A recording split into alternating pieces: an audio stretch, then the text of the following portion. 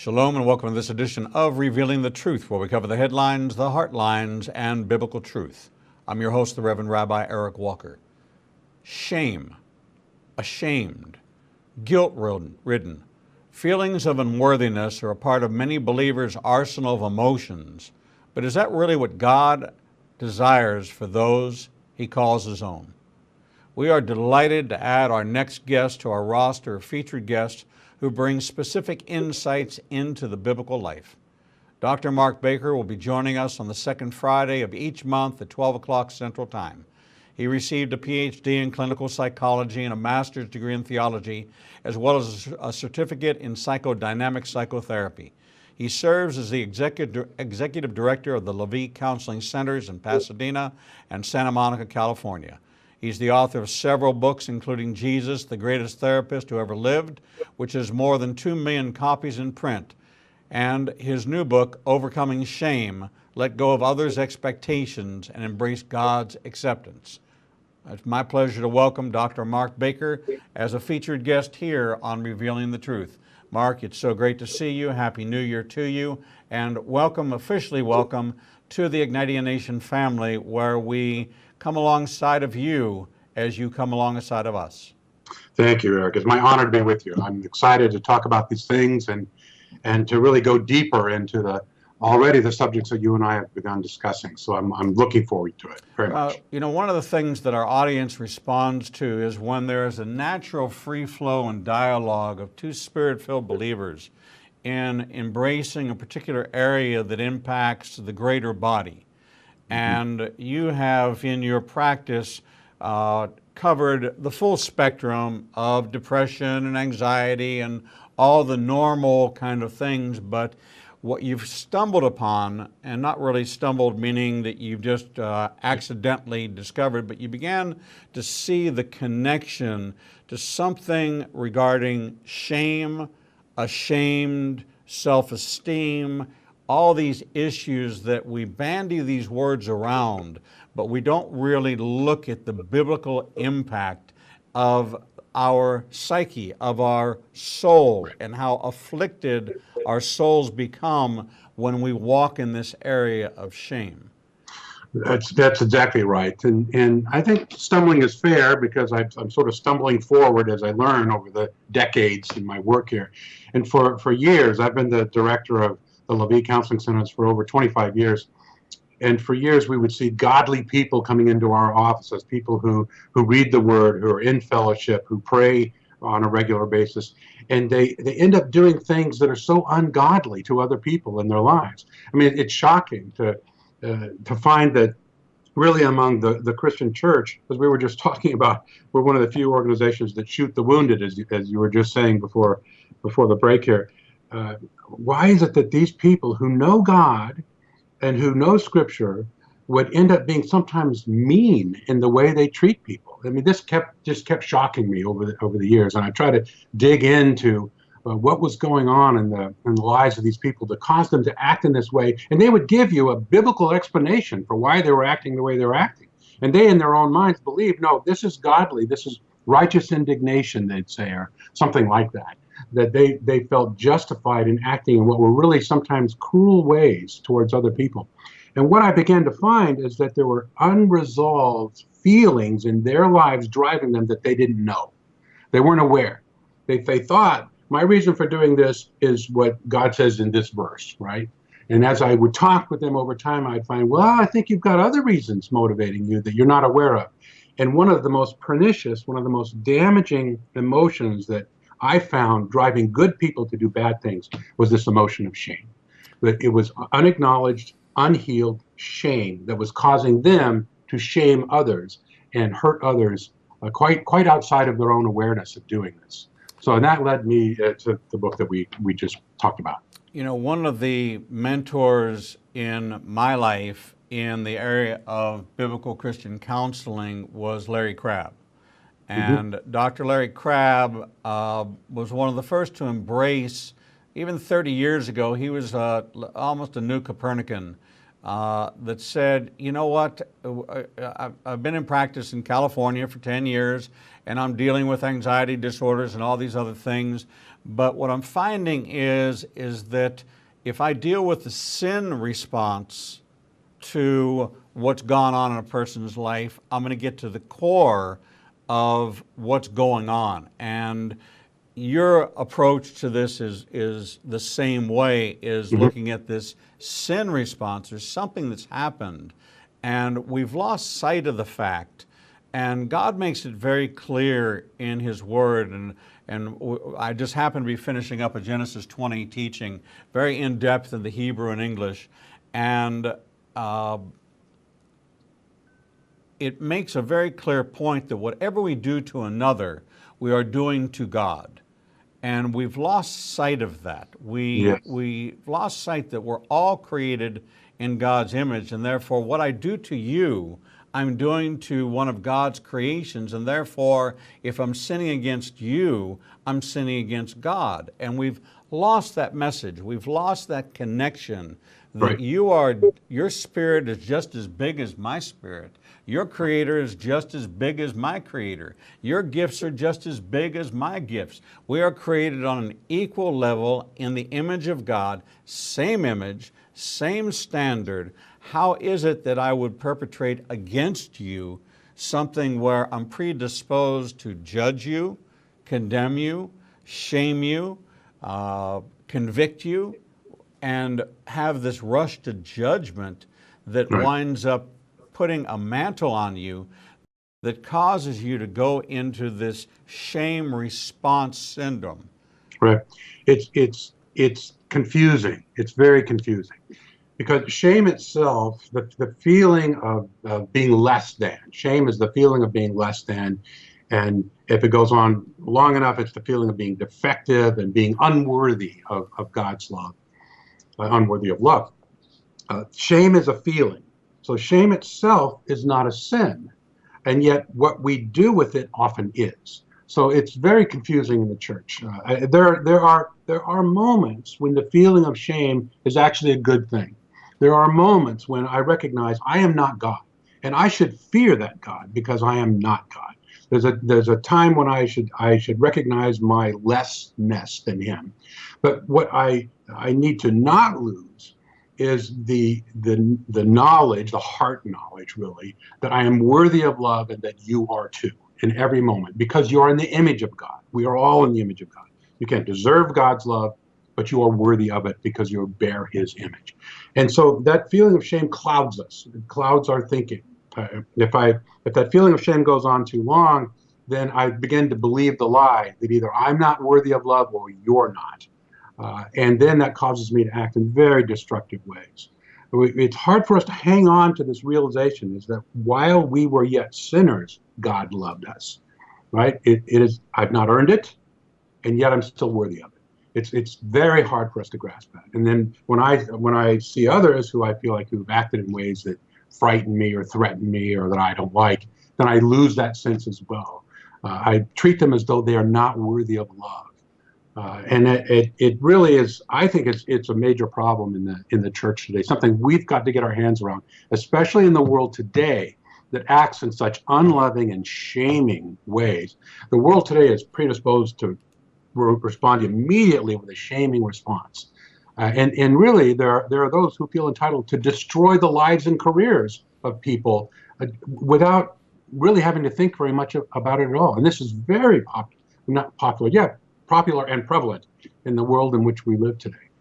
We've got a disease among us that we as Christians of all people need to identify this and face it. Is shame the malware of humility? It is. They are related. Now, yes, that shame is shame itself, like I said, is the feeling of being less than. So it serves a purpose in creation for us to realize that we are less. The problem comes is when I then develop an additional belief. The belief is that because I am less, I'm not worthy of love. This is an unconscious belief for most. It's outside of their awareness. So now every time something negative happens, I'm predisposed to feel this feeling of less than over and over and over again. Now, that's different from humility. Humility is knowing who you are and choosing to serve others.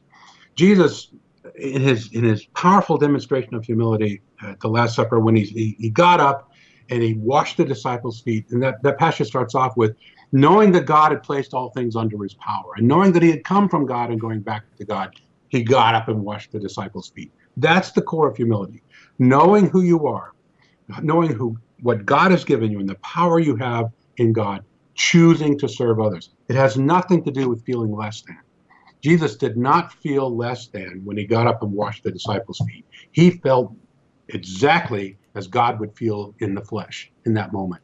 Knowing who he was, he chose to serve others. So it's an unselfishness. Humility has nothing to do with experiencing the feeling of less than. But we mix them up. Like you said, shame then becomes the malware of humility. We think, oh, well, then humble people are people who really feel bad about themselves. The humility is a sign of low self-esteem. And humility, often, we call someone humble when we really view them as ineffective. We want to say something nice about them. So we say, oh, well, they're humble. But that's not what humility is at all. And not as Jesus has modeled it for us, or as we live it in our lives today. Shame, however, takes us in a direction that's not productive. And we've done lots of psychological research separating out shame from guilt. And over and over again, we have found that the feeling of chronic shame that is attached to this belief that I'm not worthy of love, leads to all kinds of psychological problems, addictions, narcissistic behavior, leads to not wanting to make repairs in relationships. It goes on and on and on and on. So it's important for us to root this out. So shame in itself is a very self-destructive. It's almost like a flesh-eating bacteria.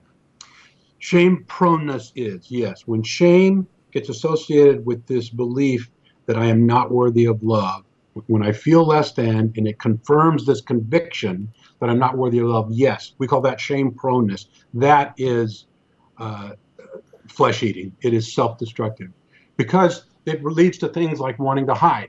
If I experience the shame, chronic shame, I don't want to talk about it. I don't want to expose it to anyone else. Guilt makes us want to confess our sins to each other, but shame makes us want to hide. And once you do that, you're now taking your main issue into the darkness, and nothing good happens there. Where you're going to hide it, shame is the feeling you have when it makes you never want to talk about something again. When you see someone and you hope you don't run into them and have to talk about something. That's shame. Guilt is, oh, I need to go to that person. I feel so terrible about what I did or what I said. It makes you want to go and make the repair. Guilt. Guilt is feeling bad about what you did. Shame is feeling bad about who you are. And that causes us to go inward and to hide. And once we do that, there's no resolve. There's no repair that can come out of hiding the hurt and the damage. It takes us in the opposite direction that God would want us to go, which is to go outward and bring things into the light where repair can be made. When we take a look at the symptoms of a person who is struggling with shame, what are some of the common responses or behaviors that we can associate that would help us as the average believer take a look as we want and try to minister to someone to get them to get the kind of help that they need, to get them in front of someone that can address this? They may be unaware that they have been shamed, that they are walking around ashamed, or that they are consumed with shame, and it's not of God, because even when Jesus met with the woman at the well, this could have been a shaming moment. Yes. Right? She had a long history of failed relationships and was in an ungodly relationship at the time, and it was certainly an opportunity where he could have used shame to have her self-reflect and then pour out condemnation on her. But instead, through the revelation of her, who she was, what he did was he sparked her and enabled her to run back to the village and at the voice of a woman create the first revival recorded in the New Testament.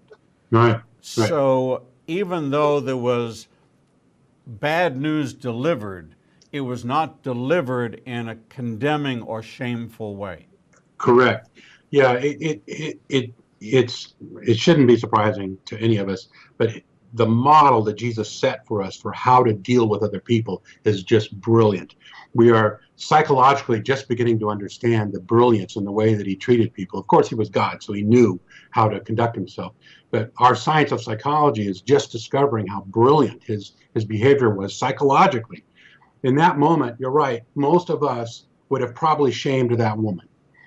Most of us would have probably called her out and were hoping to convict her in the spirit of her behavior. Jesus chose to communicate to her that he knew her. When she went back into the village, she said, "Come and see this man who told me everything I had ever done." Well, no, he didn't do that. He told her a couple of things, right. But she felt so known by him. She felt so embraced. She felt the ability to be so vulnerable and transparent, and it was safe to be that vulnerable and transparent with this man, that she felt completely known. That is the powerful healing response to shame. It was grace. He communicated grace to her, not shame. And grace makes us feel known in the deepest parts of ourselves, even though we don't deserve acceptance or forgiveness. We experience grace in that moment, and that's what heals us. What heals shame is grace, is that she was doing all these things in her life because she was riddled with shame. I mean, why does someone become promiscuous? Well, it's not because they feel good about themselves. It's because they don't feel good about themselves, and so they're trying to earn the approval of others through promiscuity. Jesus knew this in an instant. He already knew. What this woman does not need is for me to teach her about appropriate sexual behavior. What she needs is grace. She needs me to heal her. And so that is our model. In those moments when people are found in sin, and in those moments when those people are willing to be vulnerable, they have to have the courage to be vulnerable. This woman had to have courage to go to Jesus. That is not the moment for teaching them. That is not the moment for quoting scripture to them so that you might increase their faith. They don't need faith in that moment. They need love in that moment. And what Jesus did is have the brilliance to know, I know exactly what to communicate to this woman. Communicate something that will make her feel profoundly known, profoundly accepted by me, and that then causes her to be transformed. It was like, I'm freed now. I'm free. I mean, you can love me even though you know everything about me, and you want to still talk to me. It's powerfully healing. Powerfully healing. We need to be a people of grace, as Jesus was. That's what heals others, not judging. And this is really important because we in the church have mistaken humiliation for humility. We think that when someone is caught and they're doing something wrong, and we know they're doing something wrong, and they know they're doing something wrong, what they need is a good lesson. What we need is to call them out and basically to humiliate them. I know of many people who've left the church because they've been humiliated by leaders in the church when they have done something wrong. The church has called them out. They have exposed them in front of other people, and thinking in their own mind, and I think they thought they meant well, but they were thinking in their own mind, this person needs to be taught a lesson. And I am here to tell you that humiliating people does not cause them to grow. It goes in the opposite direction. And people who have felt that the church has approached them with a shaming and humiliating response has caused them to want to go away from that leadership and not become in a healthy way a part of it. And I know some people will they accommodate to go along for fear of rejection, but it's not a healthy way to lead people, to humiliate them into obedience. And I think we need to take a long, hard look at the way we deal with people who are sinning, and we need to confront the sin, but to confront the sin, to hold them accountable, not to humiliate them, so that they will really want to hide what their true feelings are, and for some, leave the church altogether. Sadly have seen that happen. You know, as you're talking about shame, it sounds like shame has its own appetite to validate the unworthiness of the one who is riddled with shame. Right. So it is a self-perpetuating, self-fulfilling, almost the Job, like that which I feared the most has come upon me. I'm worthless, I'm unworthy, and therefore I'm drawn to those things because my appetite for affirmation of a negative, affirming the negative, is greater than my appetite for affirming the positive, because I've become comfortable in this shame, and Yes. therefore I have an appetite for pursuing it, or my behavior reflects that. By the time they come to you, they're a Overeaters Anonymous. They're Right. Binging on shameful feeding experiences as if shame has its own appetite. I think that's right. The one thing I would change is the word comfortable. People are not comfortable in shame. It's familiar. So they're drawn to the familiar. It's what they know. So think about it. If the feeling of shame now triggers this belief that I am not worthy of love, which is a lie. We are fearfully and wonderfully made. We're in God's image. Don't deserve love, but I'm worthy of it. So if I believe this lie, I'm not worthy of love, that's going to then become my identity. And that's a hidden identity. Now, that can lead to all kinds of external behaviors. I can act very self-righteous and yet still believe I'm not worthy of love. I can act very religious and still believe I am not worthy of love. So we find people who are super spiritual because underneath what they believe is that I don't believe I'm actually worthy of love. So it has its own appetite, you're right, because I seek to confirm what is most familiar. I seek to confirm what I believe is true about me. If I believe that I'm not worthy of love at my deepest level, and most of this is kind of outside of our awareness in our daily life, then I'm going to end up acting in ways that confirms that. So what we find, I find too often, more with men than with women, but sometimes with women, is secret acting out sexually. They're acting out with pornography, or acting out with massage parlors, and they're going to these places in order to, and on the one hand, make them feel better, like taking a drink of alcohol to soothe my pain, but on the other hand, to kind of confirm a secret conviction. I think I'm really not worthy of love, so I'm going to seek out an artificial substitute for that. So pornography or illicit sex or affairs is seeking out a substitute for the real thing.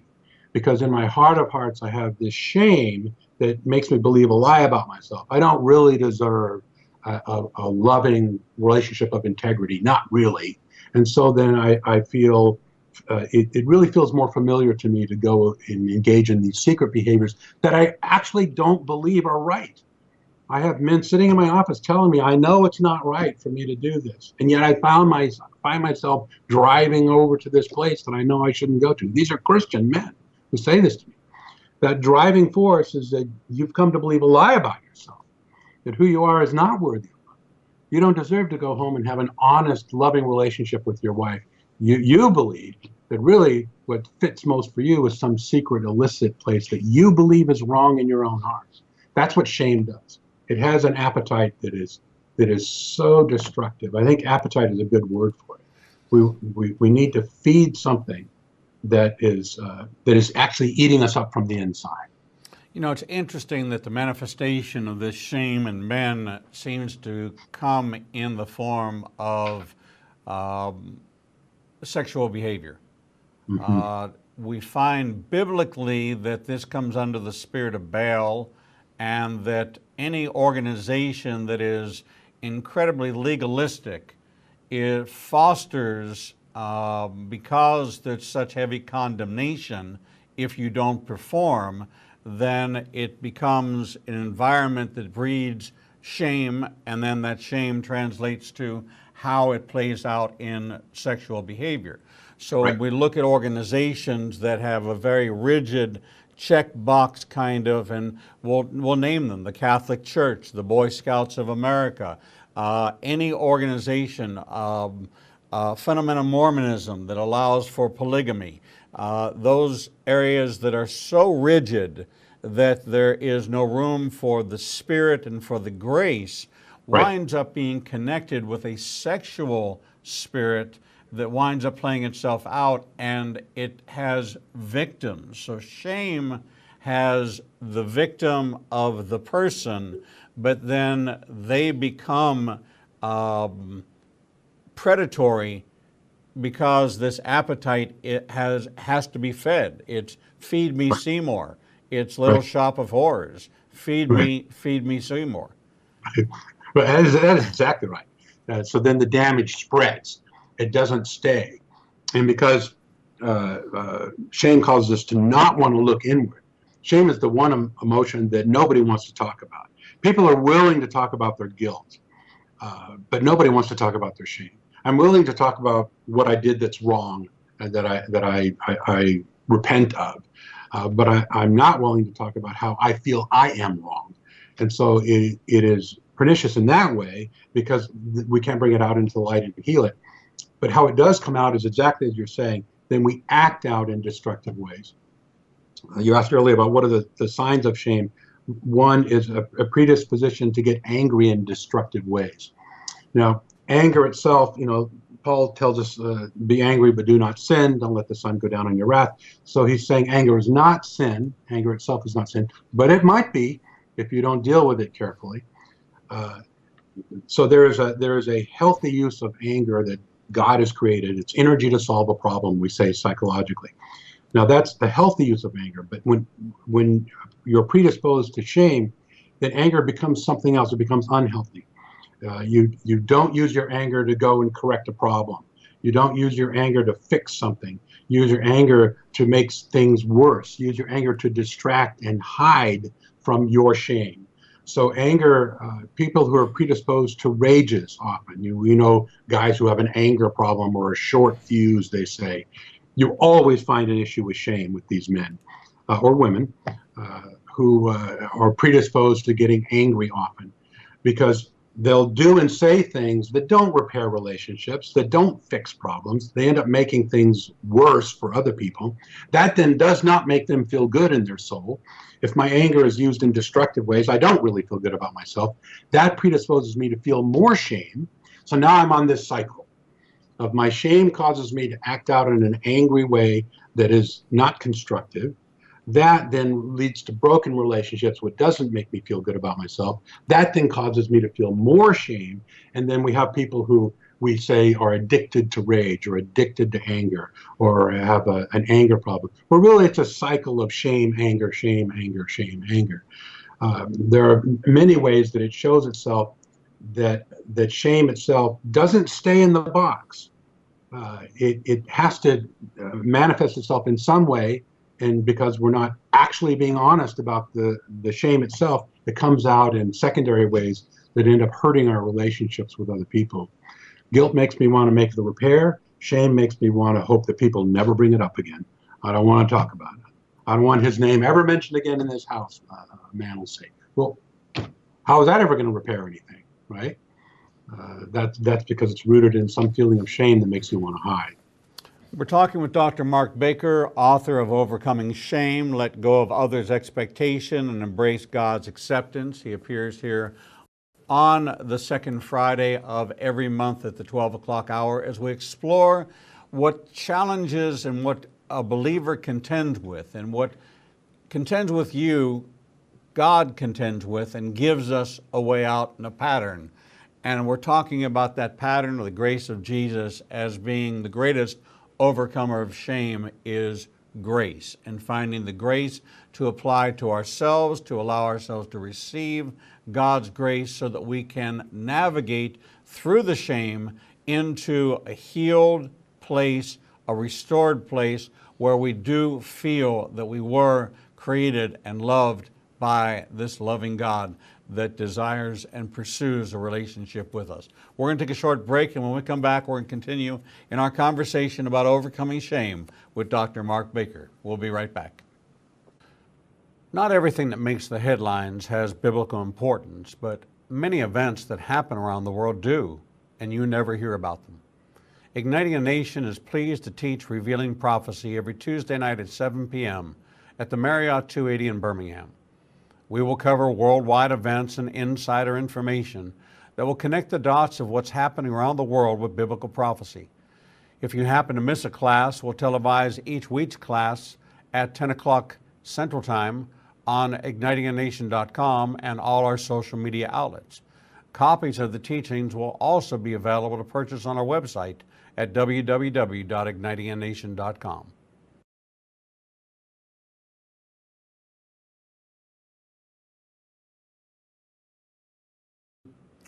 The Lord meets you right where you are, and so does Igniting a Nation's new live streaming outlets.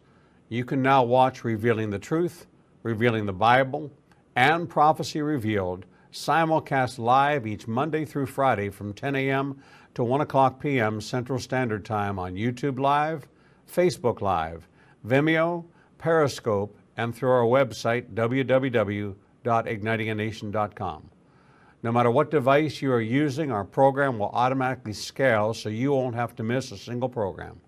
And if you happen to miss an episode, you can always subscribe to the Igniting a Nation YouTube channel and access over 1,000 interviews and never miss your favorite authors, special guests, and topics that interest you the most. There are lots of ways to see Israel, but nothing compares to seeing the land of the book and the people of the book through the eyes of two Jewish believers who can take you on a journey that will bring the entire Bible to life. When you join Rabbi Eric Walker and his #1 rated tour guide, Edo Canaan, in Israel, you'll experience incredible teachings, first-class accommodations, and actually walk where Jesus walked. You will experience the Bible transforming from black and white into living color, and you will never see the Bible in the same way again. For more information, visit us at www.ignitinganation.com/events. The Lord contends with what contends with you, and Igniting a Nation is committed to bringing to light each and every issue that faces a believer's life. Our live stream programming and teachings take you on a journey to finding biblical truth from a wide variety of experts who share their insights into a deeper walk with the Lord. We have assembled the most comprehensive panel of experts in the fields of prophecy, caregiving, healing from trauma, shame, and abuse, and so much more. We continue to expand our teachings and programming to meet your needs. We're committed to healing the nations with biblical truth. Visit www.ignitinganation.com to develop a deeper walk with the Lord and start your journey to a transformed life. The Bible commands us to study to show ourselves approved, but most study using Bible study tools and not actually studying the Bible chapter and verse. Igniting a Nation is pleased to present Revealing the Bible, recorded and taught each week before a live audience.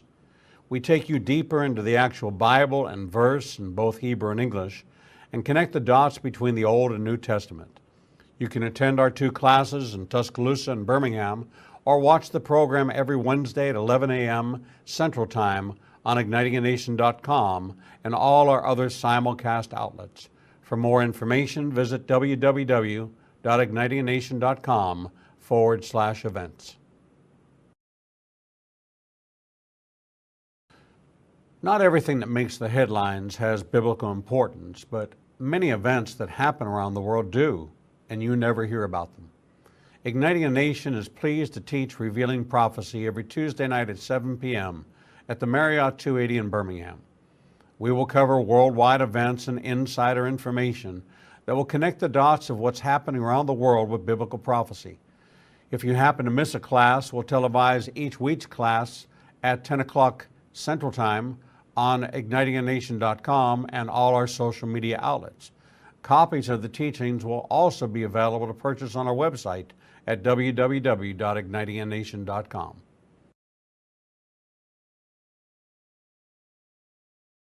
Shalom and welcome back to this edition of Revealing the Truth, where we cover the headlines, the heartlines, and biblical truth. I'm your host, the Reverend Rabbi Eric Walker, and we're talking to our special featured guest who will appear with us at the 12 o'clock hour on the second Friday of every month, Dr. Mark Baker, expert in overcoming shame. His book, Letting Go of Others' Expectations and Embrace God's Acceptance. Mark, welcome back to the program. Thank you, Eric. My honor to be here. You know, we look at this shame syndrome, if we will, because I think it's what it is, falls in the category of somebody who might be shame prone, and you address shame proneness in the book. And if we were to really map traditional psychological early starters, early triggers, early incidents, and see where some of the foundation stones were shifted out of place, that can create someone who becomes shame prone. And you address that in the book. What does that look like? Well, we do think that the feeling of shame, and shame is a feeling, starts very early. It starts before guilt. Guilt, the bad feeling about what I've done, is different from shame, the bad feeling about who I am, right? Guilt requires me to have a recognition of a difference between me and someone else. I have to have the ability to know that I've actually done something for which I should be repentant. That's called having a conscience. People often come to me for therapy and they say, I want you to help me remove guilt from my life because I've just got so much guilt. And I say to them, well, that's a bad idea. If you have no guilt in your life, you'd be what we call a sociopath. You want to have a conscience. You want to feel bad about doing things that hurt other people. What really you're telling me is you want to get at this shame in your life that makes you feel bad about yourself. That's what you want to get your hands around. You don't ever want to lose the ability to feel bad when you hurt someone, or bad when you hurt God, or bad when you hurt yourself. You want that feeling of remorse for having done bad things. But to carry around this bucket of shame for feeling that who you are is disqualified from love, okay, now you're going in a different direction. That feeling, we think, starts very, very early. We now can do research with infants that are just days old, and we're looking at their behavior. And there's a lot of research now going around infant behavior to try and understand, well, what's going on in the experience of this little person. And we think that this feeling of shame starts very, very early, because shame really is the feeling of disconnection in relationship. It's I feel disconnected and unworthy of love. And very, very small children know the difference, for instance, between their mother's milk and someone else's milk.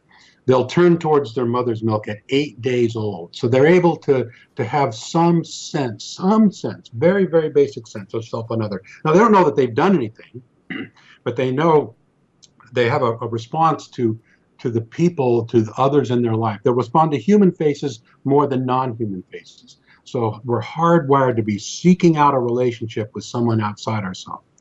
And we've found that there's a famous psychological study called the still face experiment.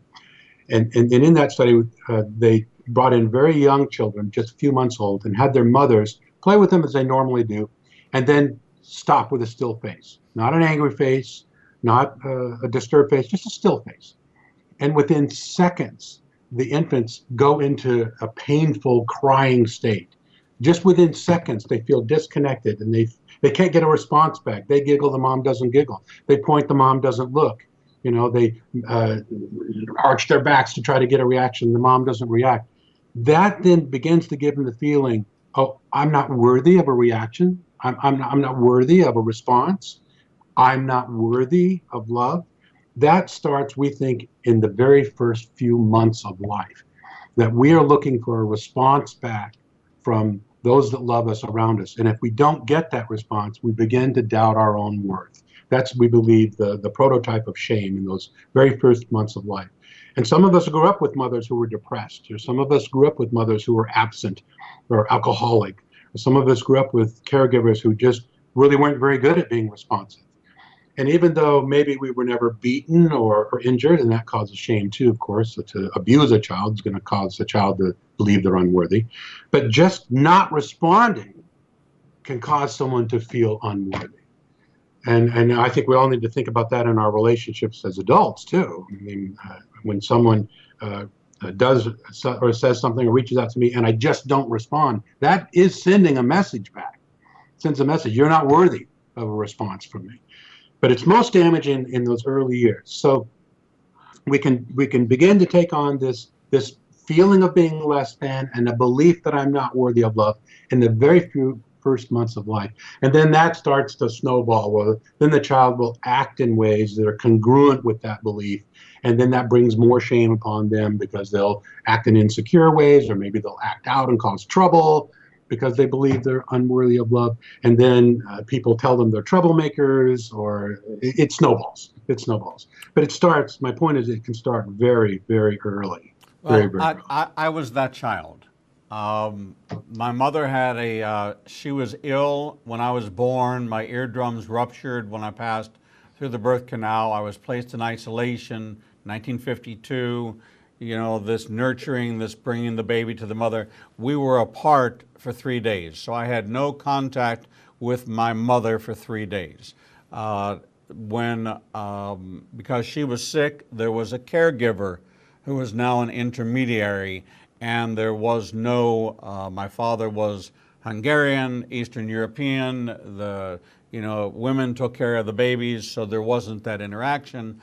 And so I grew up with this feeling of not belonging, and therefore I became that intellectual troublemaker, more articulate, and wound up at 14 being shipped off to boarding school because it became an untenable situation. Now that's 53 years ago, and I never returned home. I didn't feel that I had a place at home. Now, I wound up seeking out unfulfilling relationships that fed into this unworthy of love. And I'll be honest that I've been married multiple times. When I finally came to the Lord at age 44 and read 1 Corinthians for the first time and saw a definition of love, I couldn't identify and say that I could point at somebody who was patient and kind and not easily angered and kept no record of wrongs. And this was a totally foreign concept and a totally foreign description. And in my naivete, I wrote in the margin of my Bible, if someone doesn't love me this way, then they don't love me. And I began to measure everybody in my life, and were they patient to me, were they kind, were they easily angered, and if they weren't, if they didn't meet that, then they didn't love me. And when I came down to the bottom line, there was a big goose egg at the bottom, and I had convinced myself that nobody met the requirements of the Bible, therefore, well, I was right all along, I'm not worthy to be loved. And it was only till I matured in the Lord till I found out that that was actually the prescription for how I was supposed to love, not how I was supposed to measure others. But I did find myself in those bad choice, didn't deserve any better, therefore, if anybody shows any attention your way, well, then grab a hold of it and latch on to it because that's the best you deserve. I was that person. And that birth experience was what brought that separation. Now, for 53 years, I've made the same phone call every Sunday morning at 11 a.m. to speak to my mother. She's 92 years old. And we have continued this dialogue every Sunday. It's a 2.5-minute conversation. And when people ask her, are you and your son close? Her answer is, we did everything together for 9 months. That's as close as you can get. Well, she was talking about carrying me at birth, but the relationship has always been long distance. Family relationships. My sisters live in different places, my cousins. There's no core family unit. This all came from a shame-based perspective and never came out in therapy, although I've been through therapy. It was more in how to deal with betrayal or deal with anxiety or deal with a depression based on, it was circumstantial, not metabolic. Right. So I completely relate to this early life, this birth experience, as to whether or not you know you either fit or you don't fit. And if you don't fit, then you go down a whole path of reasoning, a whole Right. path of behavior, Right. which augments, and you do become that rebellious. You do. And my father had an 8th grade education, so at 13, I was more educated than he was. I was more intellectual than he was. I was more well-read than he was. And it created this tremendous friction between us, and it was almost a superiority that I had over him that offended him, and he Right. took that out in discipline, and that's what drove it to the point of breaking. And that really was the breaking of the familial tie Right. that turned me into this independent, yet highly successful, well-accomplished, high-performance individual, driven to be provider, protector, performer. But as far as a sweet man, I had a tender heart, but it manifested itself as anger or easily frustrated or in many ways condemning and really climbing the corporate ladder on the backs of others. So it became really quite difficult. We're talking with Dr. Mark Baker, who is our featured guest in this hour, on the second Friday of every month at 12 o'clock. He's an expert in overcoming shame. And his new book, Overcoming Shame, Let Go of Others' Expectations and Embrace God's Acceptance, is an incredible study in helping setting you free. He says, are you ready to be free of your shame? Shame is debilitating. It ruins relationships, thwarts growth, and destroys hope. It can masquerade as various problems: guilt, envy, pride, resentment. But until you heal the core issue, freedom will remain out of reach. Dr. Mark Baker wants to open your eyes to the real battle you're facing and teach you the skills to effectively fight back. He'll help you see how guilt is often helpful, but shame is awfully harmful. What you can do to restore relationships that have been damaged. Why you need and deserve a renewed understanding of your worth.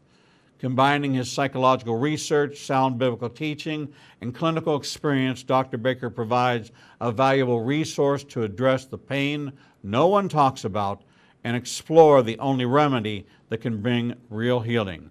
Dr. Mark Baker will rejoin us on the next Friday, the second Friday of next month, as we continue in this dialogue about overcoming shame. We're going to take a short break, and when we come back, we'll bring you the next edition of Revealing the Truth.